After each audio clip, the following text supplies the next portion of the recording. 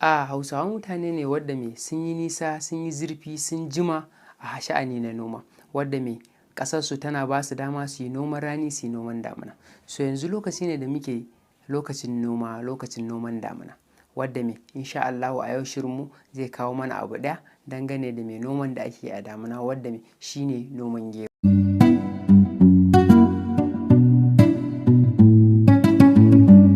Gero amfani ne wadda a ƙasar Hausa yana da sauƙin noma, wadda ga babban manomi da kuma ƙaramin manomi duk zai iya shuka shi saboda yanayin sauƙinsa, kama daga yanayin irin da za ka samu a gonan da za ka samu ka shuka shi, sannan kuma yanayin yadda ake amfani da taki, domin gero wurin sauƙinsa baya buƙatar taki da yawa, domin yayin da ka samu ƙasa mai inganci za ka noma shi cikin sauƙi ba tare da ka masa wata hidima na taki na zamani ko kuma na abu nan ba. Domin duk ƙasa infertility ko kuma rashin taki a gona duk zai ba shi dama ya haihu, amma ba yadda dai kake so ba, amma da a ce ne za ka samu wadda take da taki da inganci, insha Allahu za ka samu kai. Kamar yadda muka ambata,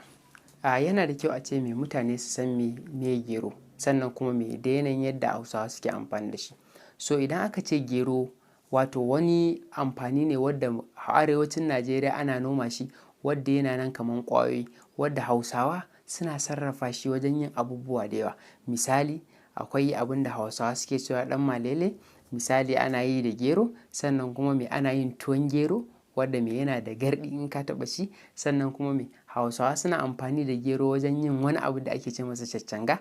Abubuwa da yawa dai ana yi da gero, sannan kuma akwai irin su kamu, irin su abubuwa da yawa Hausawa suna amfani da gero wajen yinsa. So kun gani wajen amfani. Sannan bayan haka ga manomanmu, abin da ya kamata a ce manomi zai fara kula da shi wajen noman gero shine na farko shine lokaci, domin duk wani amfani wadda za a noma shi ko dai a lokacin damina ko kuma a lokacin rani, to yana da asalin lokacin da ya kamata a ce ka shuka shi ko kuma ka dasa shi. Amma idan ka kuskure zuwa ga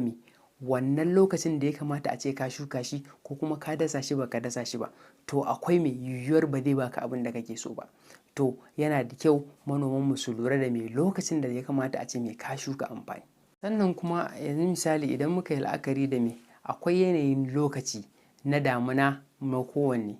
kowane garuruwa, za ka samu wasu ƙasashensu damina tana sauka musu da wuri, wasu kuma damina ba ta sauka musu da wuri. To dole sai ka yi la'akari ka san yanayin daminar wajenku, domin ka san lokacin da za ka je ga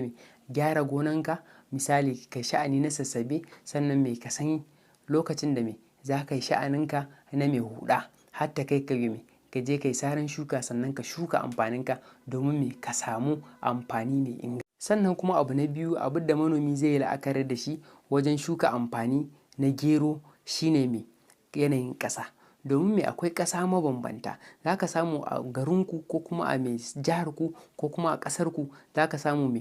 akwai yanayin ƙasa daban, wadda a turance akwai wadda ake ce mata sandy soil, irin su loamy soil, clay soil da sauransu suna nan da yawa, wadda za ka samu sandy soil ita ba ta riƙe ruwa sosai. To idan misali kana da ra'ayin shuka gero, to yana da kyau a ce ka san irin wace ƙasa za ka je domin ka shuka amfaninka na gero. Domin ƙasa misali gero idan ka je ka shuka shi a irin clay soil, ƙasa wadda take da taɓo, ba zai fito ba ma barantana ba zai huda ƙasa ba barantana ya fito. Sannan kuma gero abu ne wadda baya son waje mai danshi. Hasali ma idan ka shuka shi a wani waje wadda misali a ce ƙasar ba ta riƙe ruwa, tana da irin misali za ta riƙe danshi amma ba za ta riƙe ruwa ba, to irin ƙasar da gero yake da buƙata kenan, domin ana yin ruwa zai tsotse wannan danshin, zai ba shi damar ya fito ya tsira, sannan ya huda ƙasa ya fito. Sannan abu na uku wadda manomi zai yi la'akari da shi wajen amfaninsa, bayan ya san irin ƙasar da amfanin nasa yake, amfanin geronsa da zai shuka yake buƙata, to shine ka san iri ko kuma ka samu iri, domin akwai iri wadda suke da juriya, akwai wadda kuma ba su da juriya. Yanzu misali mu kaddara cewa ka shuka irinka a gona, sannan sai ya zamana a ce an kwana biyu ba a yi ruwa ba, to akwai irin wadda za ka shuka wadda za ka samu iri wadda ƙwari suke da ƙwari da kuma tsutsotsi wadda za su cinye shi da wuri. akwai kuma me wadda yake da juriya, wadda in misali aka ɗau lokaci ma ba tare da an yi ruwa ba insha Allahu ba za su masa illa ba. To irin wannan irin ya kamata a ce kai manomin gero ka nema sannan me ka shuka shi domin me juriya a gona. Sannan bayan haka abin da manomi ya kamata ya la'akari da shi wajen me noman gero shine me yanayin yadda zai lura da amfaninsa. Me ya lura da amfani shine me yanayin yadda za ka yi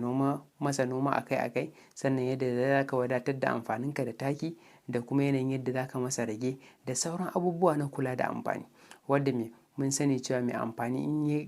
kai wani lokaci a cikin gona to me ciyawa za ta fito. So yana ɗaya daga cikin maintenance ko kuma lura da amfani shine me yanayin yadda za ka me ka sa a nome shi.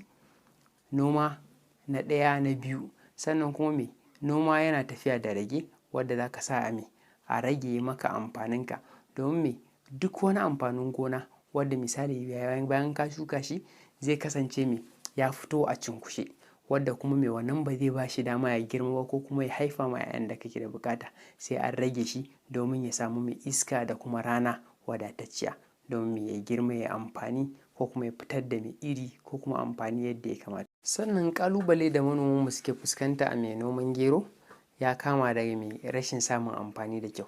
wadda kuma me yana ɗaukowa asali ne tun daga farko wajen me zaɓar irin ƙasar da za ka yi amfani da shi ko kuma me yadda za ka wadatar da shukanka da taki. To za ka samu wasu manoman suna fuskantar ƙalubale ne don rashin zaɓar ƙasar da me za su shuka amfaninsu. Za ka samu wasu sun je sun shuka amfaninsu a ƙasa wadda take da me taɓo, wadda me duk yadda aka yi shi gero baya buƙatar me ko kuma baya son ƙasa wadda take da taɓo, domin me taɓo yana riƙe mai ruwa da yawa, shi kuma mai gero baya buƙatar mai ruwa, yana buƙatar me danshi ne kawai ya wadace shi. Amma me dole za ka fuskanci ƙalubale ko kuma ba za ka samu amfanin da kake tunani ba yayin da ka je kai shuka a cikin me taɓo. Sannan abu na biyu, za ka samu wasu manoman sabida rashin kulawa ba za su wadatar da amfaninsu da taki akan lokaci ba. Kai hatta ko da ka wadatar shi da taki ma za ka samu a daidai lokacin da yake da buƙatar takin ba ka sa masa, to don haka ba zai ba ka amfanin da kake da buƙata ba. Ko kuma me rashin lura dangane da ƙwari da kuma tsutsotsi wadda me suke cutarwa da amfani. Za ka samu me su wannan manoman da suke fuskantar ƙalubale ba za su yi la'akari da irin wannan ba, kawai me za su bar amfaninsu haka. To don haka idan misali wannan tsutsotsi suka zo za su me illata amfaninsu akai-akai, shi yasa me ba za su samu amfanin da suke so ba. Wannan a taƙaice kenan. So shawara ga manomanmu shine me a taƙaice, na farko abin da me manomin gero zai lura da shi shine me lokacin shuka. Sannan na biyu abin da za ka lura da shi ƙasan da za ka noma geron naka. Sannan abu na uku abin da za ka lura da shi shine me yanayin iri wadda za ka sa. Sannan na huɗu maintenance, yadda za ka lura da amfaninka wajen noma, irin su rage, wadatarwa da taki. Insha Allahu za ka samu amfani mai kyau sannan mai yawa. Wassalamu alaikum, naku Abdurrahman Nasir.